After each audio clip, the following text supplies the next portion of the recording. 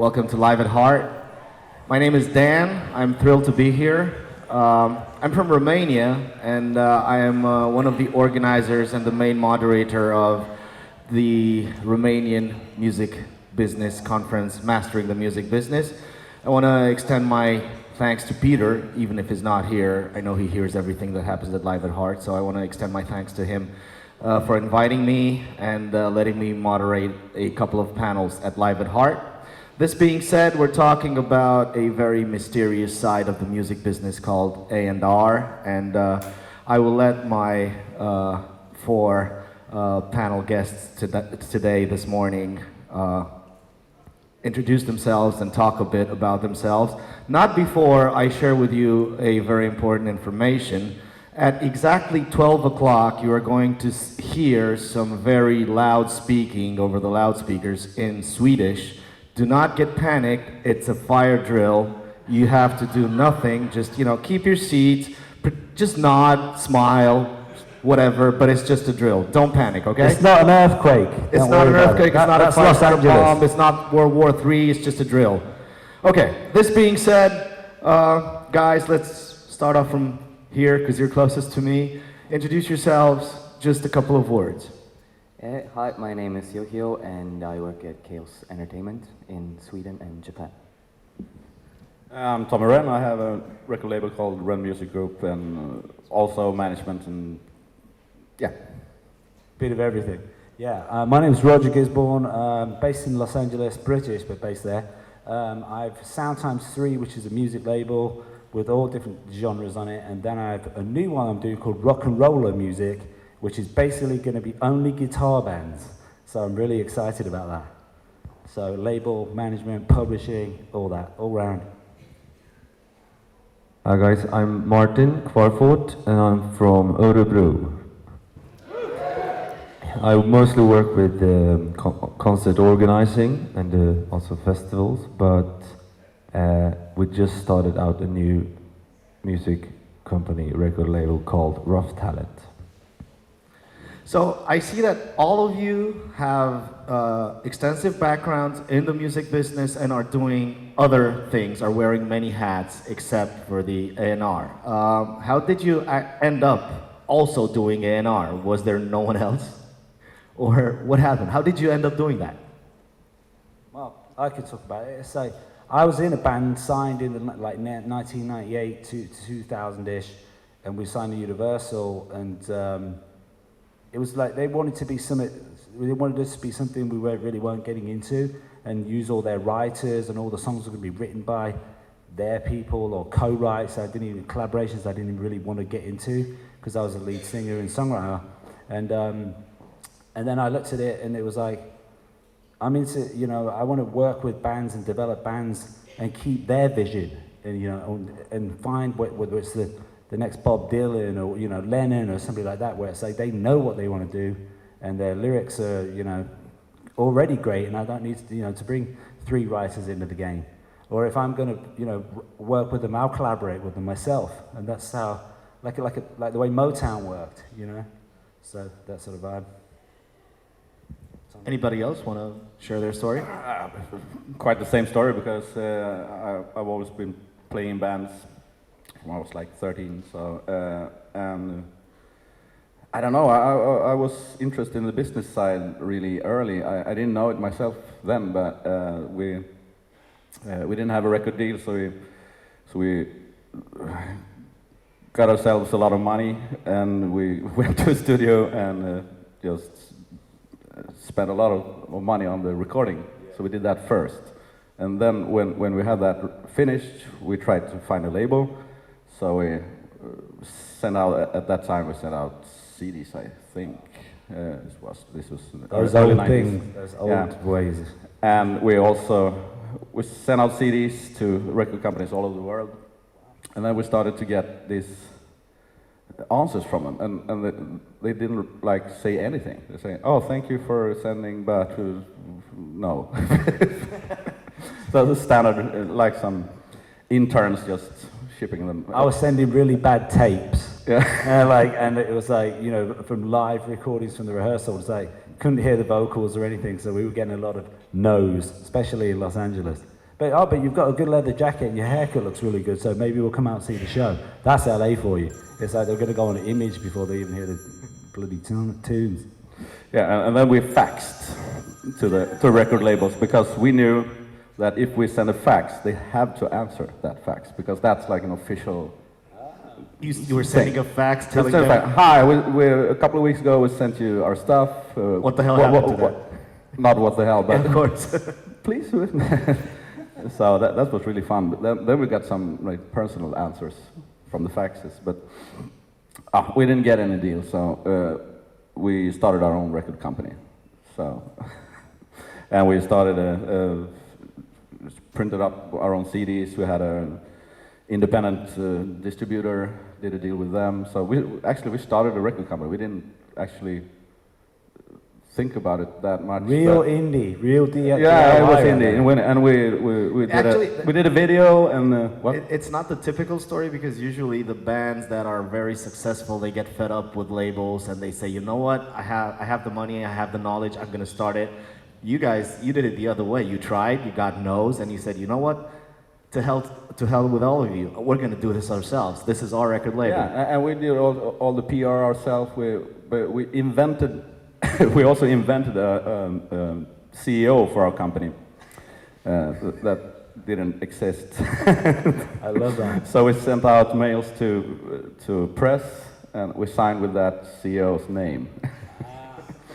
And we wrote, this band is so blah, blah, blah. So Take all this down, because you've got to do these same techniques and it's going to work. and we also did a video, and we sent that to, at that time, my band was like a symphonic hard rock band. And Headbangers Ball, do you know anyone? Vanessa Warwick, of course. Headbangers Ball on MTV. Ricky Rat. That was the dream. We want our video there. So we sent that video to them, signed off with Gunnar Stein, our CEO, made-up CEO, and blah, blah, blah, sent the video. And then she called me. How, is it Gunnar? Yes, Gunnar. Yeah, I'm Vanessa from Headbangers Ball. Oh, and we're going to play your band's video next Friday. And yeah, great. Like, let me check with the band. I will check for the band. I will tell them. They will be happy. So I started in the industry at the same time, actually, as I started the band, and then yeah, that's the start. Okay, how about you guys? Yeah, it's pretty much the same story in a way for me, because we were working with this band for almost 10 years, and I think we discovered that we were better at working with the band as like the AY, with all the projects around it, and discovered that we maybe weren't that good musicians. So I think we got the most out of the band that we could have possibly got. So this is the first time, because this band was split 3 years ago, and now we feel the energy to just start working with others. So I have actually worked for A&R maybe for 20 days now.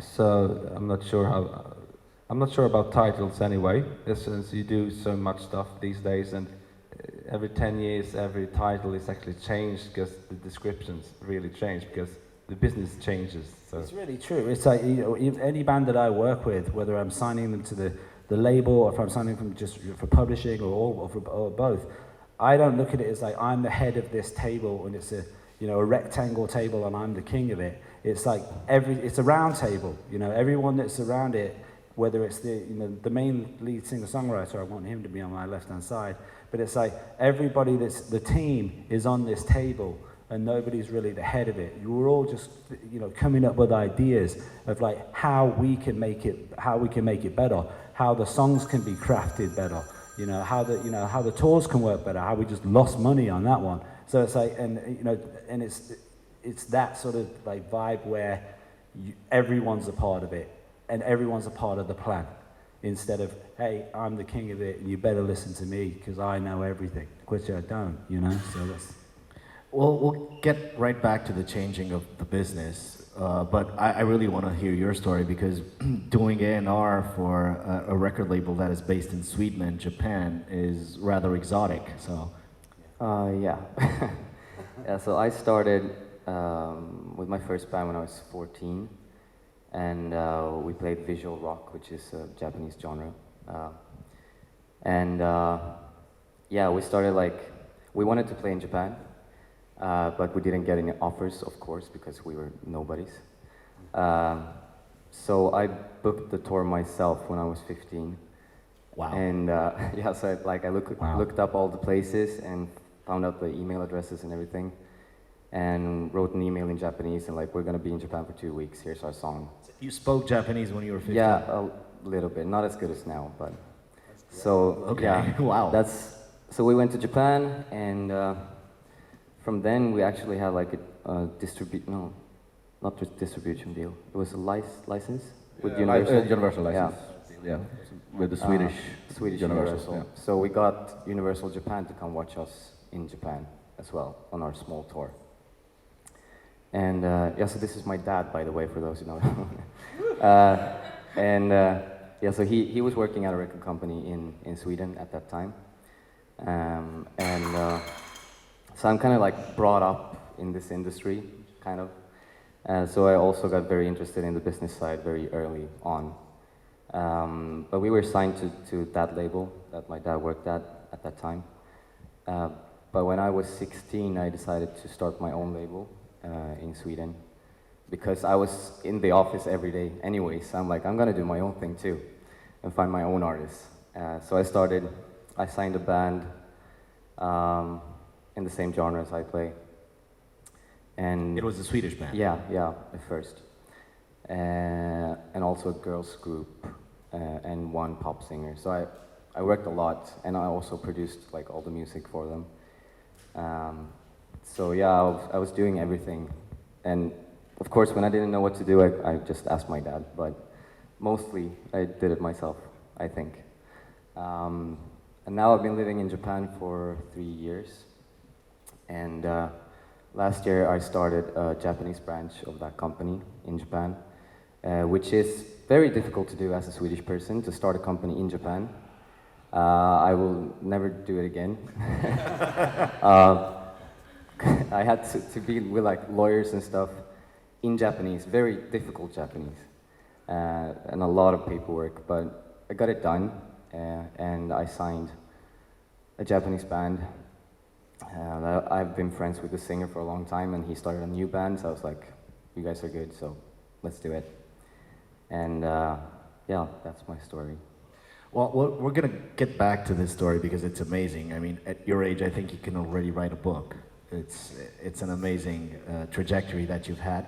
But turning back to the change of the business, of the music business in general, and of the A&R branch of it especially.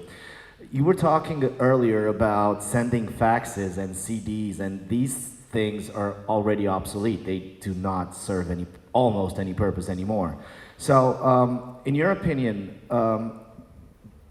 the digital age, how did that change the face of A&R? Because there's no more faxes, there's no more CDs, there's music everywhere. Anybody can produce music from their own laptop in their own bedroom, and not wanting to offend anybody, that also means that there is a huge amount of low quality music that has the exact same chance of getting released and heard as the good music. So how does the A&R business look now?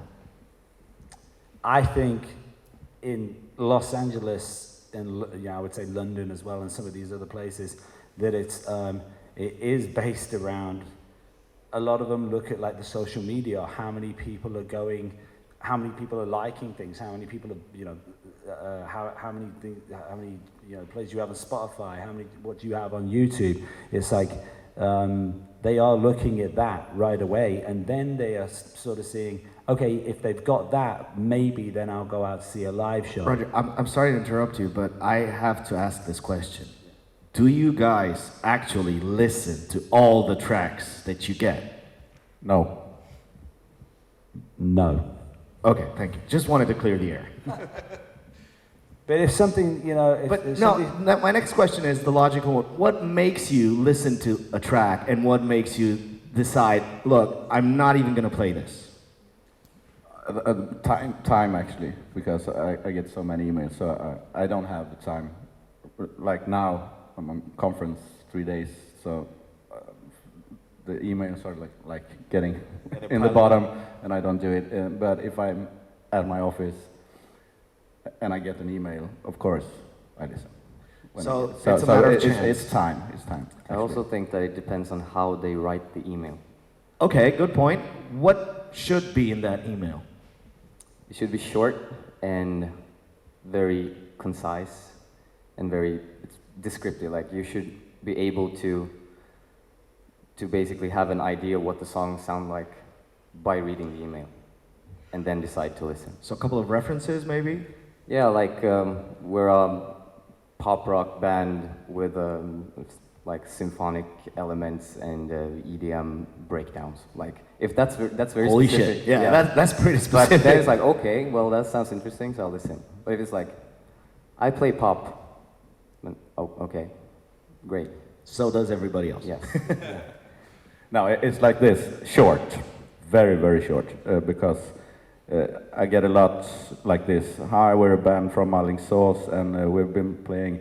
We met in high school, and we've been playing for 4 years. And now next week we will have a new bass player because the other bass player, blah blah blah. This, oh shit! And at the bottom, this is our single that we are releasing this Friday. Please listen to that, and hopefully you want to work with us. This Friday? It sounds like they're making their life story movie already. And Yeah, what do you need rock me for? stars yet. I would say the last artist I signed was like this. Hi, I'm Simon Alexander. Here are 2 unreleased songs. Please listen. I listened to it directly because he sent me a link to 2 songs unreleased, because I'm a record label. I want to release unreleased songs. I don't want to work with songs that the band's already That's a have very released. good point. That's a very good point. So, because then if they send stuff that they're already out, my next question will be, do you have any more songs? Because that's where I get in for the new stuff. So I'm not that interested. Or are they in locked up with some other label or indie label already, so you've got to deal with all that red tape as well? And I don't need like a long email, but what you have done, blah, blah, blah, because I just want to listen first to 2 unreleased songs, 2 links. Hi, we're blah, blah, blah. Please listen. Then I do it. I listen, and if it's good, then I will check their social media. I will send an email, and do you have any? They have done any stuff. I can Google on that band, and I don't have to ask the band, do you have any reviews or stuff? I just Google them, and then I see if they have some stuff out there. So, yeah, short. For me, I would say I agree with the short thing, but especially when I get emails, it doesn't matter if it's like for the record label or as a concert organizer, it has to be personal for me. It has, in the first sentence, it usually says, "Hi Martin," and then I want it to follow up with something that shows they have done some research to make it like, because you get so much mass emails, and I just, straight away, I don't read them, I just delete them. So if they actually have, I think I would be perfect for this because I've seen you do this and that and that. Because if they've done the work, They've done the research. then I take it seriously. Your bands. If it just is like, if it's just hi, and I don't even read it basically. Yeah, I don't want to see a copy and pasted email that they just sent to 20 or 30 different people. You know what I mean? And that's what it looks like. For me, I like it when somebody says, you know, oh, hello, Roger, check out my music. I sound like, you know, whether it's White Stripes meets this sort of thing, and I know you have a band that has a similar vibe, so that must be something that you might like, you know, and they're kind of like, they know that that's going to be something I'm into, especially with rock and roller music, because that's guitar music, and if they say the right things to me, and then they've only got the one link to the one song, it better be their best song, because it's like I want to hear that and then go, and if I'm like into that one song, then I'm going to say, do you have any more at that point? And then I'm going to say, send me the whole EP, send me the demos, send me the phone demos, because I can hear, like as you guys are, can a melody or a lyric come through, whether somebody's sitting there with an acoustic guitar singing it into their phone, or if they're sending me a full production that they spent loads of money on, which I don't recommend spending loads of money on a full production just to be able to get through to, you know, A&R people. I feel like the song is the song. And we can sit there going, oh, I know the producer that would be great for this, or I know the studio that's going to be great for this, and I can hear this with the drums on it and all the, you know, this, whatever it is, you can hear it with all the bells and whistles. It's like the song has got to be there, and I don't mind if they send it with them just playing with it as a piano. And then, and I don't mind seeing a photo of them either, too, because I'll look at them and say, yeah, these guys look pretty rock and roll, or this art, you know, this singer-songwriter, she's kind of like a Lana Del Rey vibe, and it's like, love Lana Del Rey. This could be right up my alley. Maybe it's, you know, or I love Winehouse. So if she says, I'm really into Amy Winehouse right off the top, I'm going to listen to that. And this is just the way I work. There were a lot of gems put out by you guys, so I'm just going to summarize for a bit. Anytime you want to catch the attention of an A&R, you have to keep it short.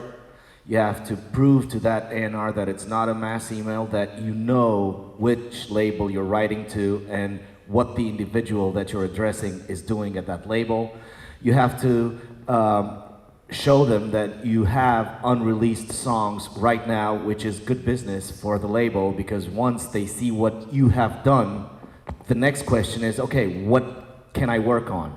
Can you give me something? So if you have unreleased songs, yes, send them to the A&R. It's very important. So yeah, I think this is what has been said here, and it's very, very important for artists and for managers or whoever is representing you guys, maybe your mom or a neighbor, because that happens a lot in the beginning, to know this information and to use it. Okay, now, please. Just one more thing.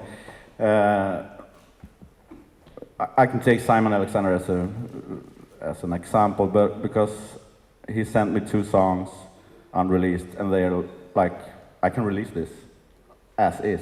Oh, that's good. This yeah, is that's so good. really As a fucking label. good. Yeah, The master's already good. Good songs and good production. So that was one thing. And then I called him up and talked to him and asked if he are having any live gigs, because I want to see the artist live first before I sign. So this is the first step. Good songs. I want to see it live. But the most important thing is I'm not signing artists. I'm signing people. That's really important, because this is like a relationship, because I sign unknown artists, and I'm trying to build them up to be known artists, and that takes time. So this is a relationship I will have with this artist persons for like 3, 4, 5 years. Right. So I have to meet the guys, see him live, have a beer, talk for like 4 hours. I can talk about me and my background. They can say, what do you want? What's your visions? So we're going to be a team here. I'm not the guy who's making you famous. We're doing this together. Put the plan together. Yeah. I did the same thing. And after that, if everything feels good, this is a really good person, good band, the visions are, okay, I can work with these guys for like 3, 4, 5 years and together. Yeah. Because sometimes I've done mistakes also, signing artists too fast, and like put out one single, it went like 8-10 million streams on Spotify. Then the single after that, even though I talked to this specific guy so many times, this will take time. Okay, you have one single, a lot of streams, but no one knows you anyway, so we have years to build you. But he thought, now I'm famous. I'm ready to go. Yeah, I'm ready to It's all go. him. And then the problems come, because he don't. You know. Well, that's the management side.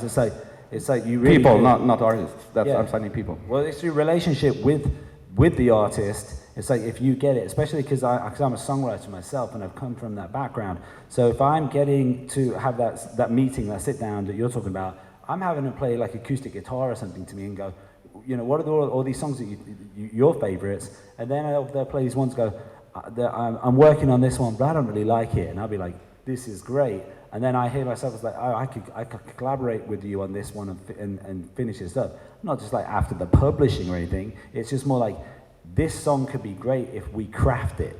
You know what I mean? And that's why when you're talking about wearing many hats in the business, it's like you've got to. I've done the songwriting side, the publishing, management, been the artist, done all those sort of things. So I try to bring that to the table with any artists that I'm working with. If they have, let's just say, the songs, but they're not really crafted yet, then that's going to be producing. But it also could be co-writing, you know, and just taking that song to the final, you know, stage where it should be, you know. But it is that first meeting. I feel it's vibes, it's vibrations. It's like if you're either vibing with that person or not. And then you could even lay down your 6-month plan, your year plan, and then they start saying, oh, that doesn't work for me. And it's like, well, I'll still follow your music. It was great to meet you, but it's like, it's not going to work because we might not be able to have that relationship that you're talking about. I think also that's because I'm a one-man company now. I don't have any employees. I don't have a big office with 40 people working for me. Because if a big company signs an artist, that's not as personal as, because it gets really personal because I do everything. It's not that like they have to like schedule a meeting 2 weeks from now and then they have a big reception and then you get 15 minutes with your A&R and then you send emails and you don't get any answers. Because people, that's like the difference between small companies and big. So it's really important with the personal relationship with the artist when you're small. When you say the word like A&R too, you're basically, they're coming into you to make, whether it's an EP, whether it's a single or through a whole album, it's like you're trying to basically craft a whole record from what they have, what their material is right there and then. So it's a real A&R person. It's not like a person that comes out with an expense account, drinks beers and hangs out with the band and says, yeah, all your songs are great, let's record them. It's like, they really, they don't. You have to go through it, and you're basically, you're raising that child, you know what I mean? From you know, conception all the way through to the, you know, to when you release that record. And you've all got to be standing behind that record when you release it and saying, we did every single thing possible. This team went 200% to make this record. That's what a real A&R person is. If you go back to the A&R people of the greats, whether, you know, from the 60s, 70s and all these kinds of people, it's like, they really just got in there and put in the work. It wasn't like, yeah, you guys have got the songs, let's find a place to record it, let's throw it out there. And I feel like a lot of labels are doing that now with the singles deals. They'll find like one single that you've got, they couldn't care less about your other stuff, they want to throw it at the wall, see if it sticks. If it does, then you'll get the EP deal out of them. And the deals are a bit, you know, sideways.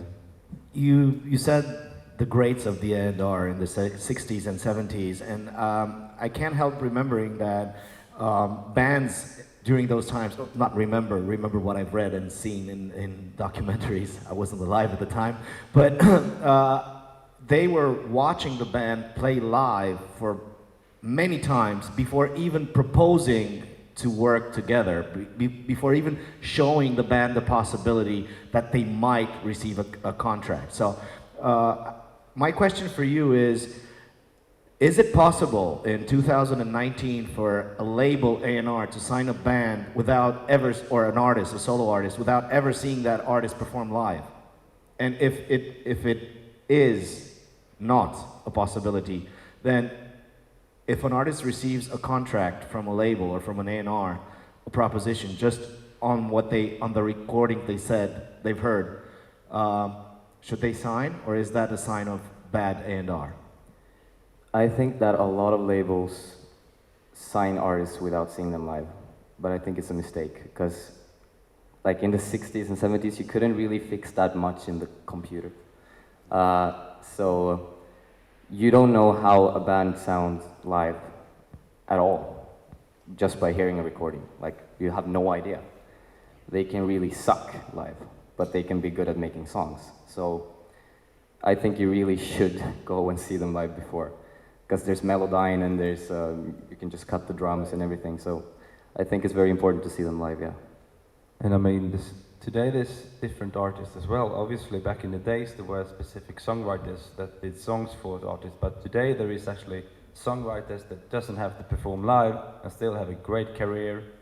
In a career, I mean the numbers, because it's all about the numbers today and the statistic. Everyone can follow it. So there's people with like millions and millions of streams that I wouldn't book here in Örebro because there would be like 5 people here. So, but there's still artists today. So this is all about what kind of artist are you going to work with, or what kind of labor are you going to be? Are you going to fit? I think all of us is interested in the whole package. You want to be like the old school, like the classic. You have to be a good live, and you have to feel a vibe between yourselves. But I think today there's so many people that work digitally in the whole world in different areas as well, not only in the music business, but it's like the football player today. There's numbers on everything. And that's what you look at before you sign the player role. And Like going back manager's to the live, going back to the live thing, I feel like you've got to be in that room, feel that crowd engagement, feel that electricity. I do, anyways. Like even if it's 5 people or somebody just going, I'm feeling this band, and I want to be a part of this. So it makes me as an A&R person go, I need to be a part of this before somebody else picks it up, because it's like they've got it, you know, they've got that thing that I'm talking about where you're in the room and they're engaging the crowd's participating. There's that vibe going on, and it's happening. And my thing is, when you see that live, you've got to like try to get that and then capture that on a recording. You know, especially in rock and roll, you've got to be able to like feel that rock and roll thing live and go, how do I now get that onto a recording? Because like you were saying, it's like you can send a recording and it's like, this is kind of like, it's rock and roll, but it's kind of boring. And then the band, you see them and they're like 50 times more energy than the recording, because somebody just recorded it wrong. So you never know, you know. I think that's why you have an event like this. I mean, it's live at heart. Yeah. We're talking at like Showcase. right now. So the showcase business is also it's very important. I think that's why there's so many people here at this event. Yeah. Because we want to see people live. Like, that's everything in music, I think. Yeah. Starting now, if any of you have any questions, just raise your hand. Oh, already, please. Yeah, I got a question. How do you guys keep the balance between self-promotion for bands and knowing that there are unreleased songs to A&R? Like, when to choose if you want to release the song yourself on YouTube, get views, etc., get some attention, or when you want to send the song to A&Rs?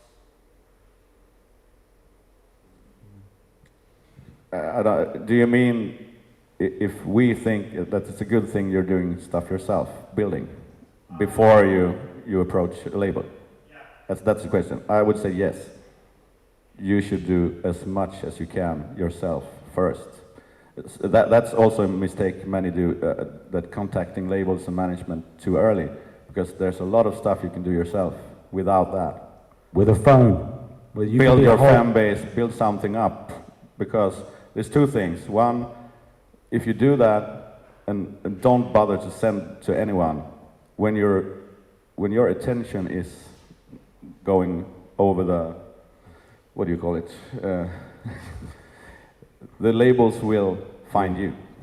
Yeah, well, if it's really going off, and it's like, again, go back to the numbers again, I'll go on an Instagram and I'll see that the band is out there promoting every single song. They're putting little clips up of their new song coming out. That's, you know, they're really on top of things, and it's not just how many followers they've got or likes. It's just that they're making their own content. You're your own record label for a start. You're your own management company for a start, and you're your own business. You can do your whole business in one of these.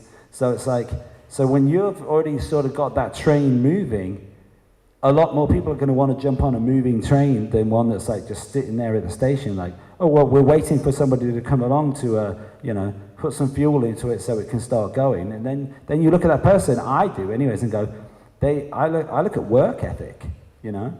Is that work ethic already there before they even come to us and say, I want you to go spend, 5 or 10 grand and putting this together, and we want the same PR person that you just did with the other band before, we want the same plan, we want all the same stuff. But it's like, if their work ethic's not even there, then I don't even know if that's going to even go anyways, It's like, because they're already showing that it's like they just want somebody else to do it all. And that's definitely a red flag to me. The most important platform right now is YouTube, like totally number 1. So you can just forget about Spotify and everything. YouTube is king right now because everybody's there. And if just one music video gets caught in the algorithm and you get recommended to people, then it can change your career like this. It happened to me actually very recently with my latest music video. We spent no money making the video because we just have a lot of contacts and friends, and he's really good with the camera, so it looks expensive but 0 cost. That's the way to do it. And that video now has 1.7 million views in 2 months, and I got like 100,000 new subs in yeah, like 3 months maybe, just for one video. So I would say you don't have to spend money making music videos, but produce music videos for every single song, not just singles. But if you release an album, you need to have a video for every single song right now, because that's how people find music nowadays. And keep the costs down, you know, if you can, like you were saying, keep the costs down.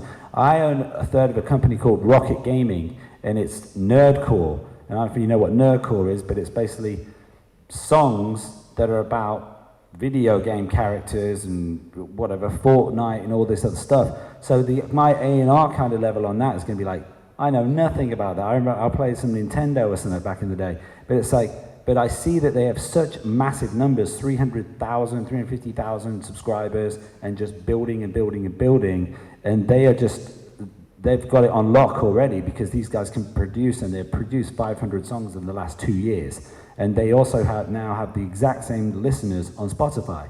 And these songs are about, like I said, characters from Five Nights at Freddy or these other things. But then YouTube is kind of getting screwed up, because if you do with the algorithm, if they are getting known for just doing these 5, I would say, characters from video games. It could be Call of Duty, whatever it is. So now when they do songs about, say, I don't know, Spider-Man or something, like they get the numbers, the algorithm doesn't pick it up. They're only being known for the specific 5 things that they do, where there's 2 million hits on one song. So it's like, so you got to watch how YouTube works too, because that's a changing game as well. Yeah, they change it all the time. So. Yeah. So there is no actual magical recipe to get the attention of the YouTube algorithm. It's a game of chance, so you just keep on trying, keep at it. And there are some tricks, but still you just have to pray, because sometimes even though you do everything right, you tag it right, you name the video in the right way and everything, sometimes the algorithm just F's you over. So, but sometimes it does pick it up, like it did with my video, like from nowhere. So yeah, you just have to keep putting out content all the time. But the thing with YouTube also, when you put out something, you get comments. You can comment on the comments. There's like a two-way. You can communicate, and you're building up your fan base, and you can talk to them there. Facebook is like fucked up. You can't do that anymore. Right. Instagram also. But YouTube, put out a song and directly, oh, this was really good. Oh, thank you. Blah, blah. And it is how you tag it, how you do all these things, and if you do it right, you'll catch the fish when you throw your rod in, line in the water. And it's like with these guys, like I said, go back to the nerdcore. They are basically putting out 2 songs a week. They have a green screen in their flats, their apartments. They're making the videos right there and then. It's costing us no money. All I've done is say, take my third share and keep putting it back into this company. I won't take any money, but I know it's just getting bigger and bigger exponentially, you know what I mean? And it's just growing. So it's just like, but if you can make those videos, you can make all these videos on iPhones, you can put up your green sheet in the back and make videos and not have it not cost money, and then just get the right thing on YouTube, and then it blows up, One more tip for making the algorithms work for you is something I figured out quite recently, actually. And it's both on Instagram and on YouTube. Every single comment you get, you need to like the comment or heart the comment and then respond. Every single comment. And be sure to do that, like put up the post or the video and watch it like for an hour or 2 after it's put out, and just like them as soon as they come in, like them and answer. Because if you do that, YouTube or Instagram will pick up that, oh, people are engaging with this content, so that means that it must be interesting and people like it, so let's show it to more people. So that's a very they'll push it huge, out, so they'll push it out even further and into the like my likes on Instagram has like tripled just because of that. Because you get more comments when people see that you actually respond to every single comment. You'll get like twice as much the next time you post something. And then it will just keep adding on. Plus you're also like being accessible to your audience. You're responding to them. It's not like, hey, I've got like some, guy that we pay and he just doesn't respond to you and he just does all my, social media for the band, and And so when you get that personal touch or that personal response, again, for any of you artists out there, it's like people want to be, you know, you're endearing yourself to that new fan. That new fan's going to probably then click and go to Bandcamp and say, I'll buy that t-shirt. I'll buy something that's physical that somebody can't download for free and steal. So it's like you might actually make money because you've made a new relationship with that person, or you know that commented and said, I really like that video, or I really like that song. Then you go, oh, that's great, we're doing this, that, and the other, and thank you so much. You know, it goes a long way, you know. I think we only have time for one more question, and my final question is physical over digital as a means of selling your music. And I know that we could talk about, there could be a whole panel about this, just, so I would like to concentrate on the physical side of music. Does that investment still pay off? Do people still listen to CDs? I know that vinyls are having a big comeback. Massive. But are vinyls a proper means to distribute music for an emerging artist with a young audience who has no attachment to vinyl? I know that people over 35 and 40 are buying vinyls of their favorite bands when they were kids. But I've seen like emerging artists investing into having vinyls, into getting a corner of that market. Is that a good investment? I'd have to say single, maybe a single. I'm going from the Los Angeles indie, cools, hipster, niche scene. So there's like, those cats will be like, well, if you don't have the vinyl, then it's not cool enough. But it's like, but if you're on the road and touring, it's like CDs, some people want to take away something physical away, whether it's like a free sticker or something. But if you've got a CD, I'm talking about America and like when we're just touring in the UK. And it's like, but I feel that vinyls are expensive to make. I don't know if you guys make some of them, that many of them, but if you're looking at how much they cost to manufacture and how much you actually, how much you have to really try to sell them for, a lot of people will be like, nah, I can't afford that. I'll take that $5 CD instead, you know? So, I don't know. Yeah, I also, förlåt pappa.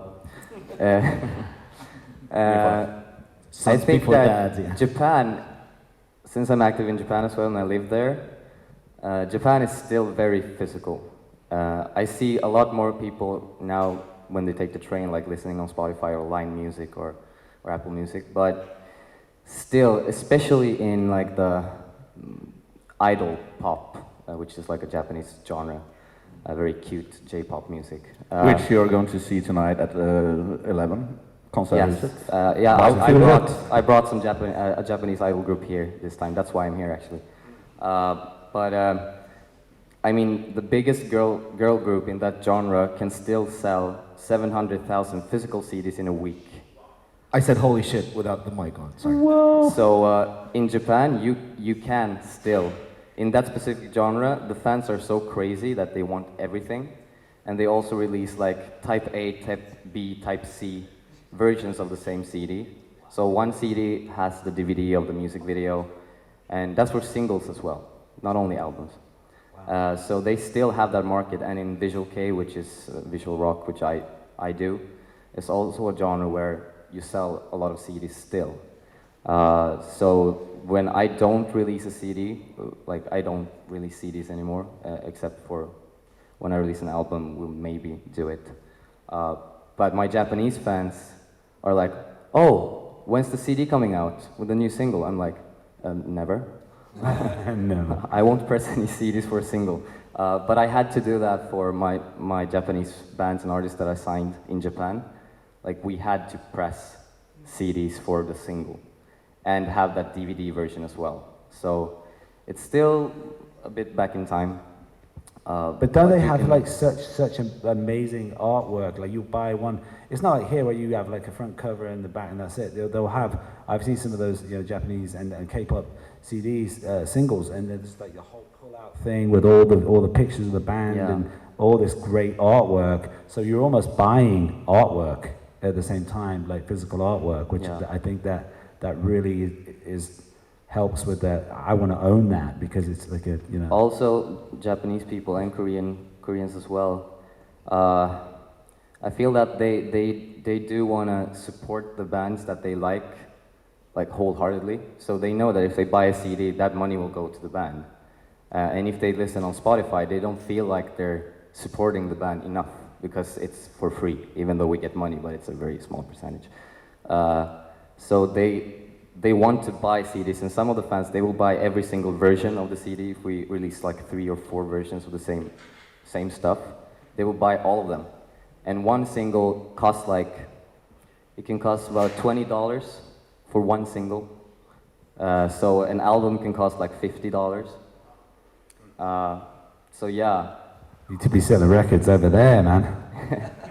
But it's going But down. it's going very down. expensive to press CDs in Japan, and like also the distribution in Japan is hilarious because the distribution is 50%.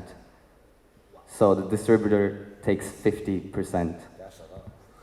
So that when I was doing the first CD there, I was like, wait, are you kidding me? With 50? Like here is 20 or something. Like 50? Are you serious? Like I can't even cover the cost that it costs to press the CDs. How am I going to survive on this?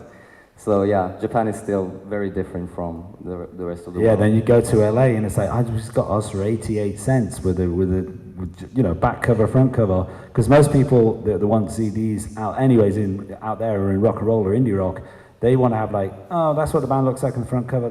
It's like their mini like LP, you know, vinyl, but it's a CD. And then here's the names of the songs and the writers on the back. And then if we lose the CD cover, we still have the CD and we've downloaded it anyways, and we just make it $5, you know. So you didn't have a big loss. And I think also to summarize a bit, like I would say, don't if you're going to do vinyls or T-shirts or whatever it is, I really like fun stuff. Be like, think outside the box, do crazy stuff. Because as Juhir said, they want to support the band. And obviously, when you go to a show and you have a really good concert, you just want to bring something with you from that. And then you really want to put money in. But I like to think that if you put something out like a T-shirt or a vinyl, do like a limited first. The worst thing to do is to get really lots of stock of a CD or a T-shirt just lying around there. That happens a lot of the times. Do like small, like hundreds of them, or because one of the best things is you get sold out something, and then that creates a hype as well. So then you can create even more. So don't do too much of it. Just put up a small number, and then it gets. That's kind of what you're doing with Tribe Friday, isn't it? Yeah, it is. Yeah, I was noticing that, you know, how you were doing that with the single limited release, and then everyone's like, oh, it's gone. When's it going to come back in again? And then those guys are very. I think I don't know if it's between you guys and you're putting it all together, but they have like this. I don't know, where you want to keep tuning in to whatever these guys are going to do next. If you can catch Tribe Friday, is it tonight? Yeah, it's at tonight at. That was my last request to you guys. Those guys well. We're nearing the end, and we're going to hear the Swedish voice at 12 o'clock that is going to tell us that it's a fire drill. So I know you have bands performing here, so just tell us where should we catch you guys tonight and tomorrow night. Yeah, I'm here with a Japanese idol pop group. Very, very Japanese, like you've never seen it before. So they play at 11 p.m. at Konserthuset. both tonight and tomorrow at the same time. So please come watch if you're interested in some cute Japanese girls singing pop. And I have Royal Prospect. When are you playing next time? Konserthuset tonight at 8 o'clock. Don't miss them. Are you playing tomorrow too? No? Get them another show. Because we're going to be in Stockholm and I'm going to miss that. And I wanted to catch them, man. As always. So, so Velvet Starlings had a bit of a problem last night because he's 16. So it wasn't easy to get into that venue. His door guy said, you're not allowed to come in, you're 16. Then everybody showed up and it was midnight. So I think they think he was trying to buy lager, but I don't think he really was. But maybe he was. And so we didn't get to play that show. But there's 4 more, we have Lasse Parkin today, we have to leave. But then tomorrow we're back in and we're doing the Inner Garden at 4 o'clock. Let's say that 16 o'clock. Concert Huset at 21 o'clock, 9. And then some super late one at culture. How do I say that? Somebody help me. Star. That. So actually, Konserthuset, that's where you want to be. You want to see our stuff. Star. Yeah, at that. So that's 3 shows. So if you can catch them at either 16 o'clock, 21 o'clock, or midnight, and then if you like, see some rock and roll, when some crazy 16-year-old jumping all over the stage like Jack White. I like it. Yeah, we have a label night at Satin. It's a concert venue and a nightclub, so they will be from 7 to 2 o'clock. But I really recommend the Tribe Friday band. These guys are like amazing energy. And I think they will be perfect on that kind of venue as well. So I hope to see you there as well. And the band is Velvet Starlings, by the way. So if you look on your Instagram and have a look, then you can get a sense of what they've been doing and get an idea. Again, all these bands that put up little clips of their live shows, wherever it was they played Grimace, it's like you can get a sense of what the band is. That's the drill. Don't panic, smile and wave. That's it. Testing. Yeah, it's testing and we're done. Thank you very much. Thank you. Enjoy yourself. Thank you very much. So we're going to test the fire alarm and the speaking fire alarm. Category 5 hurricane coming through.